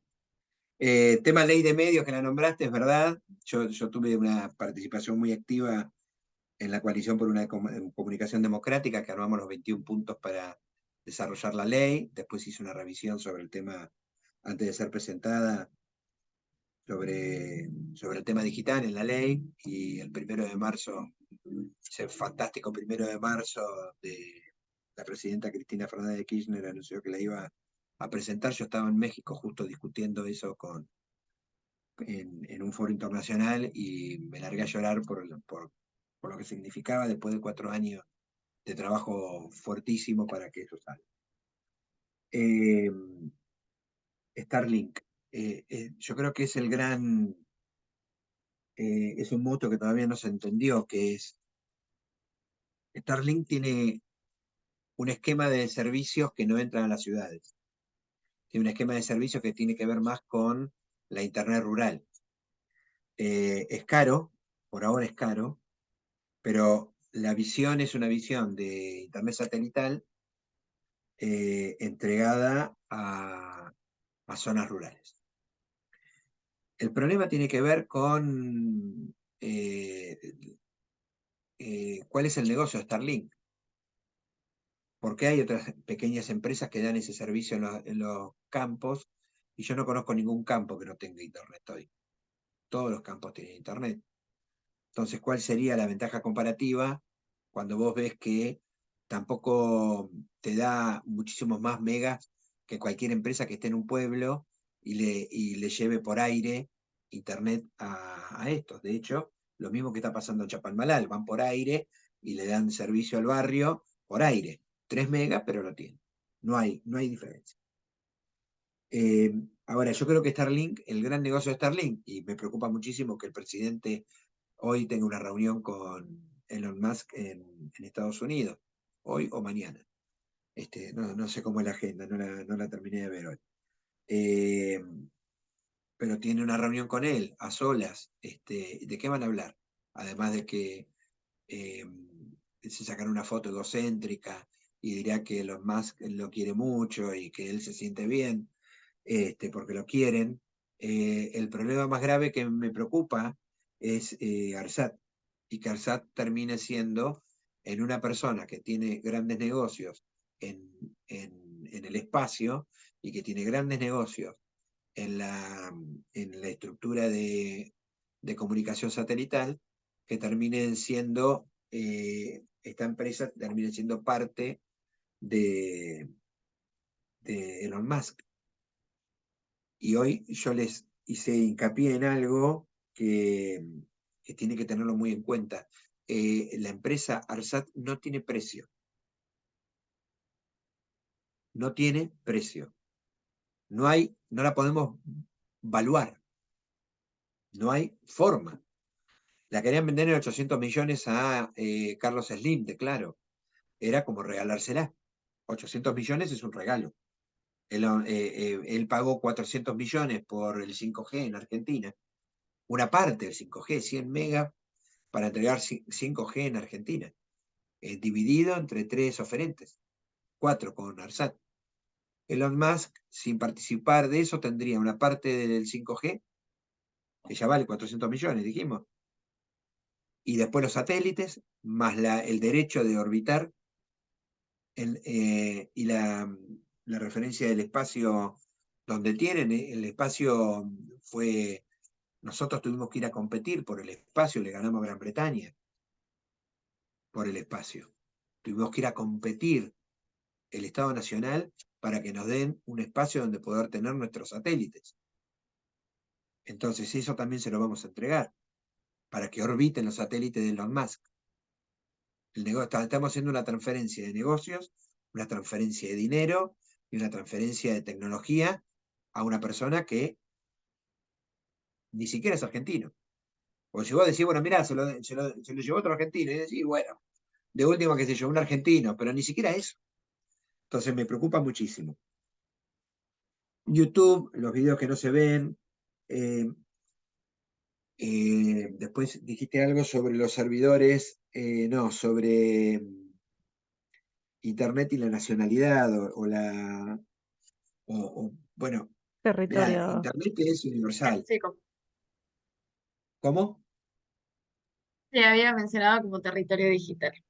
Claro, Internet es internacional, lo que es territorial es el desplazamiento de fibra o la, dónde están estacionados los servidores raíz o los servidores espejo que hay en todo el planeta. Acá en Argentina tenemos un servidor espejo, entonces eso hace que espeja el servidor raíz que está en algún lugar, duplica la potencialidad de ese servidor raíz. En Argentina hay uno, o dos hay. Y lo que sí es preocupante en el territorio digital es que la fibra pase, la fibra desplazada por el Estado, que somos nosotros. Pagamos impuestos para tener una empresa que desplace fibra óptica, no sé si se entienden. El impuesto de que pagamos la leche, el IVA, cada vez que vamos a pagar algo, dejamos una guita, esa guita terminó siendo una fibra óptica desplazada por el Estado. Somos dueños de ese cacho. Ahora, ese cacho que es nacional, que es argentino, que nosotros somos todos propietarios, mañana puede pasar a ser parte de un esquema internacional por fuera de los destinos del país. Entonces, tenemos que empezar a mirar si esa fibra óptica es nuestra o no es nuestra, después de la gestión de Milei. Y después la intervención de, pues digo, nosotros hablábamos de Elon Musk, pero podemos hablar de Carlos Slim, que también es un tipo que es mexicano. Es el primero o segunda fortuna del mundo. No sé cómo están, porque estos bajan y suben en miles de millones de dólares y no sabemos nunca si son el primero, el segundo. Pero bueno, ese es un tema. Y después el tema de lo que habitualmente se habla como la censura en Internet. Hay países que ejercen derechos soberanos sobre los datos. Y esos, el caso China, entre otros, ellos tienen ellos explican, no quiere decir que esté de acuerdo, voy a decir lo que explican. Explican que ante el avance de Estados Unidos, la propaganda de Estados Unidos y de los países aliados de Estados Unidos, ellos tienen que defender su cuestión nacional y que por eso arman cosas paralelas y en algunos casos los hacen entrar, les permiten entrar, y en otras cosas arman cosas paralelas de mejor calidad según ellos. No voy a dar opinión sobre eso, pero sí te voy a decir que es una cosa que funcionó. Bueno, Radio Libertad todavía existe en Miami, apuntando a Cuba, y propaganda norteamericana todo el día, las 24 horas del día, contra el régimen democrático cubano, pero hacen que todos los días haya balseros que quieran irse de Cuba a Estados Unidos. Puede ser que los chinos tengan razón en la propaganda y en cómo se desarrollan los temas de comunicación. Yo creo que Argentina hoy no está en ese debate de curación de contenidos, de que haya alguien que pueda curar los contenidos, que los pueda decir esto me conviene que lo vean, esto no me conviene. Pero hay una paranoia muy grande, y yo lo percibo con respecto a quien hable en contra o a favor del presidente. Entonces, no puede ser loco que pueda llegar a suceder algo de eso y tenemos que estar atentos a lo que pase, porque ahora está hablando de los periodistas. No está, digo, todos sabemos que hay periodistas, pero no creo que sean todos. Yo he ejercido el periodismo un montón de años, nunca he recibido un sobre ni nadie me ha dicho lo que tengo que decir. Pero yo sé que indudablemente hay como en todos los regímenes, como en todas las cosas de nuestra vida, hay corruptos y no corruptos. No todos son corruptos, las generalidades no funcionan. Pero no creo, yo no vislumbro un peligro inminente en cuanto a que seamos bloqueados con contenido. Tenemos que eso hacer un seguimiento también, creo que es parte de los derechos de todos nosotros, inclusive como educadores. tenemos que educar a nuestros pibes, nuestras pibas, de cuáles son los derechos que en un sistema digital, y uno de los derechos es cuidar que nosotros somos prosumidores, somos productores de contenido y somos usuarios de contenido. Producimos y consumimos. Entonces, como productores de contenido y como consumidores de la información, la sugerencia es educar al soberano, educar a los pibes y pibas que tenemos a cargo y explicar los derechos de propiedad intelectual, explicar también que hay posibilidades de tener una cultura libre con respecto a toda al desarrollo intelectual nuestro, que lo tipos de permisos para que la gente pueda multiplicar conocimientos y saberes, y por el otro lado, entender que nunca las censuras han sido buenas. El país ha tenido, nuestro país, Argentina, ha tenido una larga historia que la podemos contar muchas veces de censura. Teníamos un tipo que se llamaba Tato. Los más grandes se van a acordar, Tato, que no era Tato Bores, era Tato el censor, que te agarraba las películas y porque a lo mejor salía un seno, te cortaba 1 minuto de película. Entonces vos no entendías que estabas viendo. Empezaba una persona que le iba a dar un beso a alguien y aparecía dentro de un taxi. En el medio había pasado algo que no lo sabía porque te lo cortaba la película. Digo, entonces, eso que fue analógico, ahora pensémoslo en lo digital, ¿no? Es lo mismo. Entonces, sugiero que seamos defensores en nuestras aulas, que seamos defensores con nuestros pares, que podamos, si nosotros profundizamos en esto, que seamos totalmente... Mariano Moreno decía vulgarizar el derecho, ¿no? Poner en común el derecho, nuestros derechos, ponerlo en vocablos muy llanos para que el otro lo pueda entender. Lo mismo tiene que pasar con esto. Nosotros tenemos que tratar de explicárselo lo más llano posible a todo el mundo, que sepa que tiene derecho sobre los contenidos que hay en Internet y que él tiene derecho a consumirlos y a producirlos. ¿Fui claro? Me enrosco a veces. Perdón. Sí, fuiste claro, gracias. No se anima nadie más, ¿eh? Se quieren ir a cenar. Yo me quedé pensando, justamente hablando de los datos, de qué manera se relaciona o en qué situación estamos ante la privacidad de los datos y la protección también de los datos personales. Mira, Mirando un Valeria, poquito la actualidad y... Sí. estamos en un problema grave.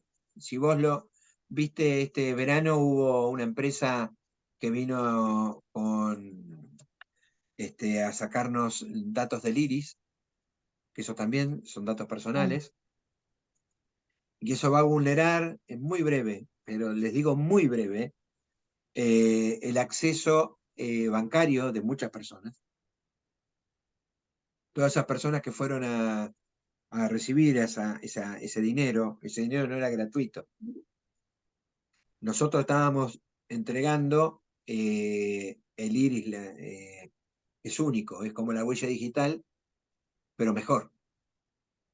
Entonces, cada iris es distinto, no hay 2 iris iguales, pero ni por asomo son iguales. Y todas las empresas fintech, las empresas digitales de tecnología y los bancos corpóreos, todos los bancos que nosotros conocemos, tienen la mirada, tienen la idea de poder avanzar en datos biométricos. Y si esos datos biométricos se entregan, ya los entregaste, después no los vas a poder usar porque le diste derecho a la utilización de los datos biométricos a una empresa X, que te los dio por muy poco dinero, pensando en un futuro que vos tenés de 50 años, 60 años de productividad. Muchos pibes que fueron ahí quedaron engrampados. Nosotros intentamos hacer un aviso masivo de que eso no había que hacer, de que no hay que entregarlo. Como no hay que permitir que el municipio de General Pueyrredón o que otros municipios, como el de Cava, pongan cámaras que puedan llegar a tener nuestros datos biométricos, que puedan invadir nuestra privacidad. No hay necesidad de hacer un seguimiento de rostros y de personas durante todo el día y hacer un gran hermano de cada una de las personas y hacer un seguimiento de cada una de las personas, como las películas, en todo el día. Digo, nosotros hacemos un montón de cosas que queremos que se sepan y otro montón de cosas que no. Yo voy a ver a alguien y no quiero que sepan que yo voy a ver a alguien. Cada uno hace cotidiano, que hay cosas que son de público conocimiento, otras cosas que son de la faz privada. Supongamos que hay alguien que pueda monitorear todo eso, que tenga acceso a todo eso. No acceso porque nos sigan hoy. Tiene acceso porque se graba, se guarda, y en algún momento quieren saber qué hicimos durante el día, o durante los días, o durante los meses, o durante los años. Podrían tener un seguimiento total de nuestra vida. Piensen en el primer beso de unos jóvenes adentro de un auto. Y piensen también en las cosas que hacemos en lo cotidiano. Todo eso puede quedar registrado. Las cámaras que quería poner el municipio de General Pueyrredón tenían que ver con eso. Las cámaras de tránsito y algunas más que querían poner tenían que ver con datos biométricos y poder capturar datos biométricos. No hay que dejar de hacerlo. Y después tenemos la privacidad de los datos y lo que hacemos nosotros en las redes sociales. Nosotros creemos que las redes sociales solamente los datos nuestros son el número de DNI, el nombre completo, la edad que tengo y mi cara. Y la verdad que en redes sociales tenemos un montón de datos que damos continuamente y en la internet también. Yo cada vez que me quedo tantos segundos en una página es porque me llamó la atención algo. El color, la imagen, el texto, todo eso, sobre todo agregale que hay, y ustedes lo han visto en su celular, que por momentos aparece Google que está capturando audios o que está tomando imágenes. Eso es invadir en la privacidad nuestra, ellos te lo dicen porque es para mejorar el sistema y para mejorar la calidad del servicio, pero en realidad lo que están haciendo es tomar esta lógica de capturar nuestros datos personales para poder después hacer un boceto de quiénes somos nosotros. Entonces, ¿qué colores nos llaman más la atención? ¿Qué contenidos nos llaman más la atención? ¿Cuándo nos quedamos más tiempo? ¿Cuáles son los textos que nos parecen más importantes? ¿Cómo miran nuestros ojos determinadas imágenes y no determinadas otras? Todo eso es un perfil. Ese perfilamiento de la persona es la que hace después que las publicidades sean más penetrantes. El caso de Cambridge Analytica en el gobierno de Macri fue un escándalo a niveles globales, porque lo que hicieron fue trabajar sobre el perfil de cada ciudadano de Argentina que tenía Cambridge Analytica instalado a partir de la utilización de Facebook y pudieron hacer publicidad medida.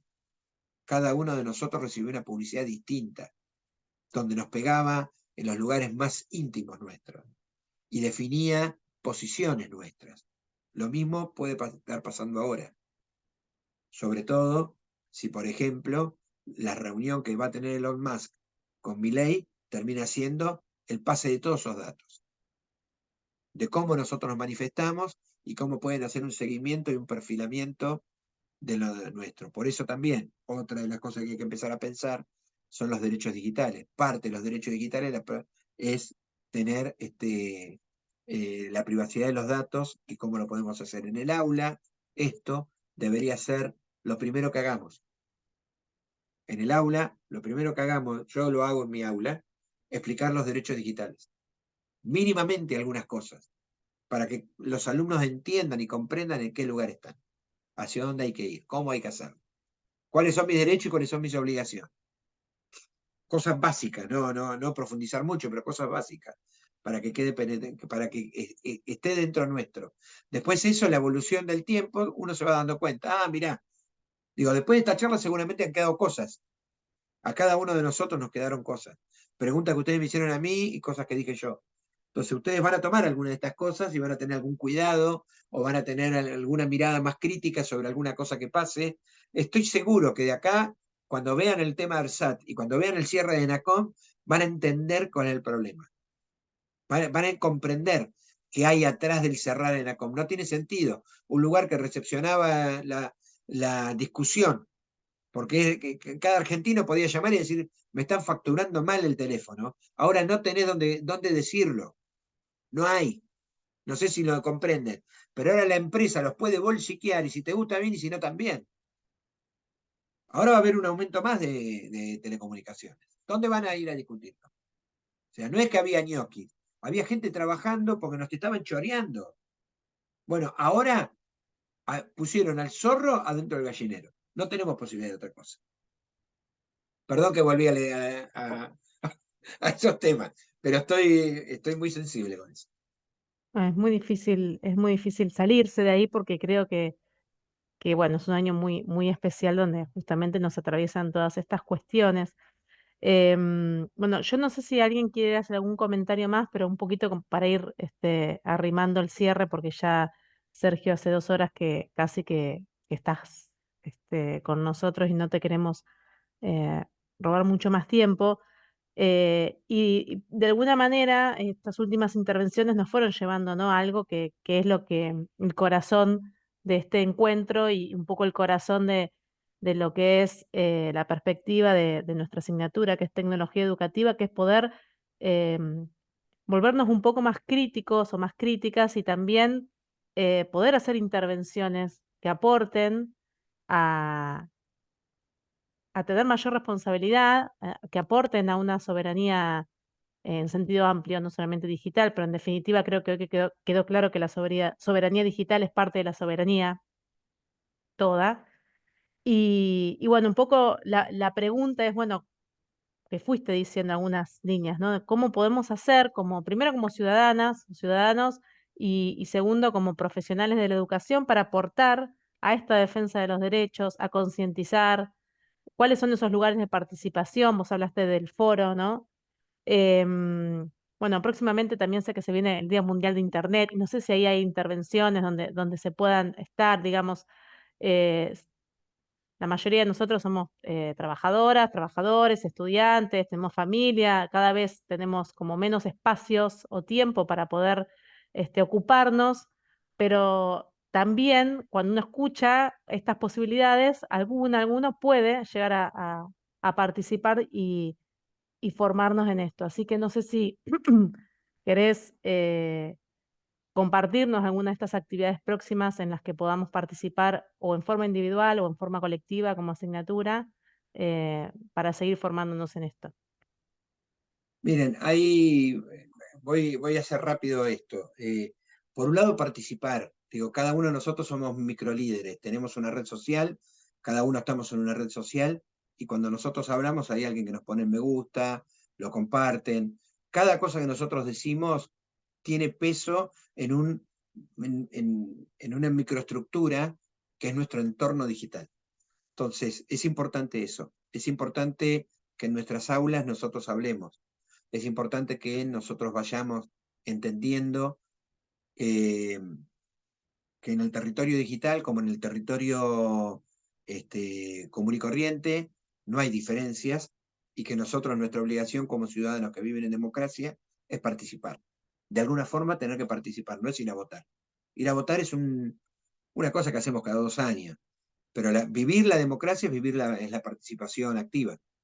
Nosotros ese es un tema. El otro tema es lo que viene. El 17 de mayo es el Día Mundial de Internet, una cosa que erigimos desde el año 2005, se lo pedimos a Naciones Unidas, después de la cumbre de la información en, este, en Túnez, y este año se va a hacer en el Consejo Deliberante. Fue declarado de interés del Consejo Deliberante. Es un día que se va a festejar todos los años y que nos encantaría que estén ustedes presentes, todas y todos ustedes que puedan estar. Va a ser seguramente a la mañana. Yo sé que hay gente que trabaja, sé cómo es, va a ser una actividad que tiene que ver con esto que hablamos hoy, de instalar algunos temas en agenda que tiene Internauta y de poder ponerlos en la lógica de construir derechos para todos y todas, no para un grupito nada más, para el grupo económico fuerte, sino que nosotros estamos convencidos que el poder tiene que residir en la gente, ¿Es el mismo no en 17 la... de mayo, Sergio, el Sí, viernes? ¿Ese mismo día va a viernes ser? 17 de mayo, sí. Buenísimo. Estamos ahí Bueno, viendo con el Consejo Deliberante a qué hora y demás, pero yo lo voy a informar.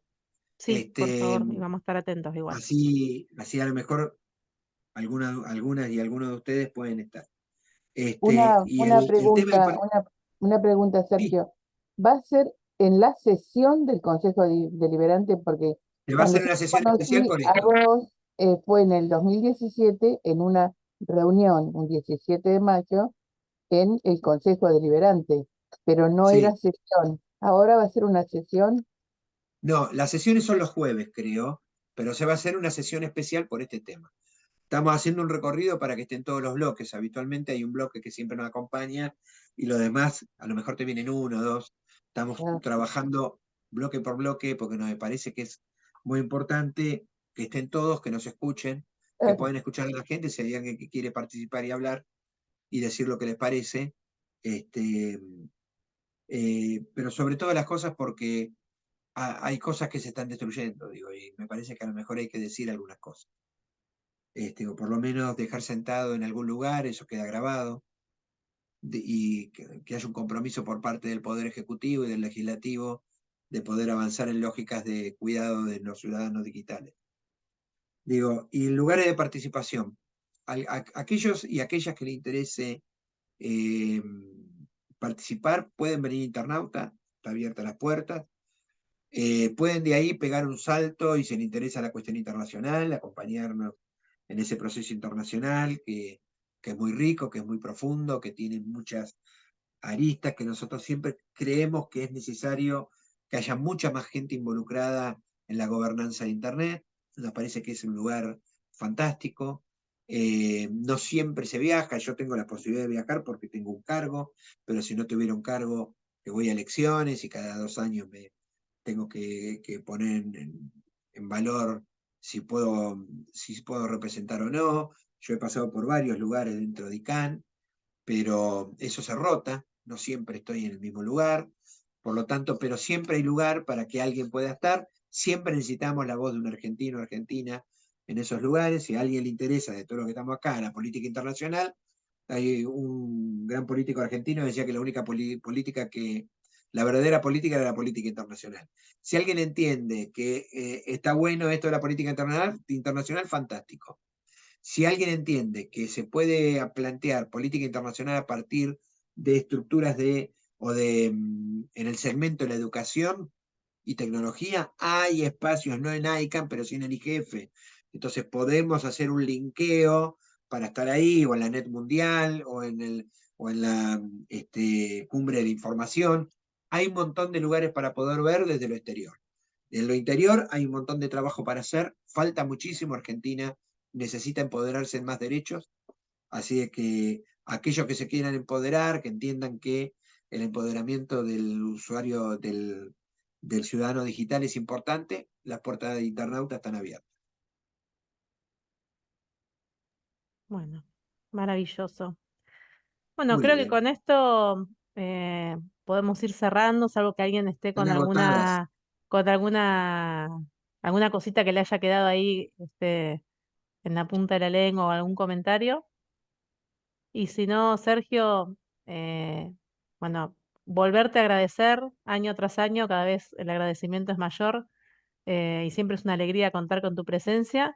Y bueno, seguramente el 17 de mayo nos vayamos a ver. Alguna cosa vamos a organizar para poder estar presentes ahí participando y acompañando. Buenísimo. Yo les quiero agradecer a ustedes que siempre han dado un espacio para que podamos hablar de estos temas. No suele ser lo normal en Mar del Plata, y estos espacios son importantes. Yo tengo mucha más participación en el exterior que en lo local. Dice, había uno que siempre me decía, ¿qué va a ser actor si vive a la vuelta de mi casa? Bueno, esto es más o menos lo mismo. Digo, pero agradezco enormemente que toquen estos temas y que podamos estar algunos que disputamos el vicio de defender derechos para poder estar acá. Bueno, muchas gracias. Chau, chicas, chicos. Chau. Adiós. Chao, chao. Gracias, Chao. Sergio. Adiós. Gracias. Gracias. Gracias, Sergio. Chao.